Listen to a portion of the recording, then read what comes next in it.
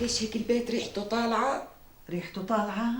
ايه مخمخمة مو هيك يا مو؟ ايه في ريحة خمة يا لطيف. ايه والله ما في شيء، انت الثانية ريحته مثل المسك. ايه شو بالظاهر ملشحة امسكي ما عم تشمي، ريحة البيت طالعة لبرا. الله يعينك يا امي على هيك كنا جاية لعندك، بكره بدها تطلع ريحة البيت من ورا خمخمتها. ايه معلش توريني، بكره بتعلموها النظافة عندكم. كمان نحن بدنا نعلمها.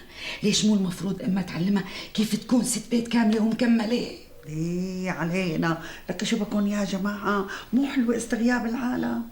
روقونا روقونا بقى. اضرب حظك يا اخي على هيك جواز، شو رح تكون مسخمة. سعاد سكتي بنتك احسن ما اقوم حضها. يا ميت اهلين وميت سهلين، شرفتونا وانستونا، ما تاخذوني تاخرت عليكم. لا معلش، شو وين العروس؟ عم تغلي قهوه. شايفة سعاد خانو؟ شايفة الفستان خزينة العين شو لابق لها لفريال؟ يو لابق للشوحة مرجوحة ولا ابو بريس بقاب. ما تشربي قهوتك بوران؟ ان شاء الله تكون القهوة ما فيها سكر لانه انا بحبها دلعة. ايه لا تقبريني، قهوة لطفية لا يعلى عليها.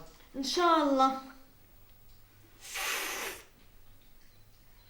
شلون لقيتي لي القهوة بوران؟ نبشي تنبلع. قبل كل شيء يا جماعة بتتفقوا على النقد وبعدين بتحكوا باللبس والجهاز. ايه والله صدقتي، انا بدي نقد بنتي 10 ليرات ذهب انجليزية.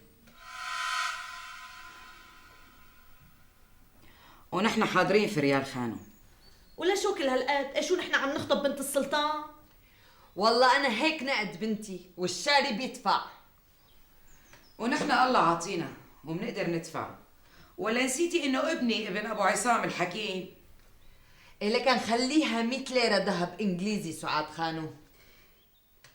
والله اذا بدك 100 ليرة ذهب خلي بنتك عندك، والله يبعث لها عريس يدفع لها بدل 100,000.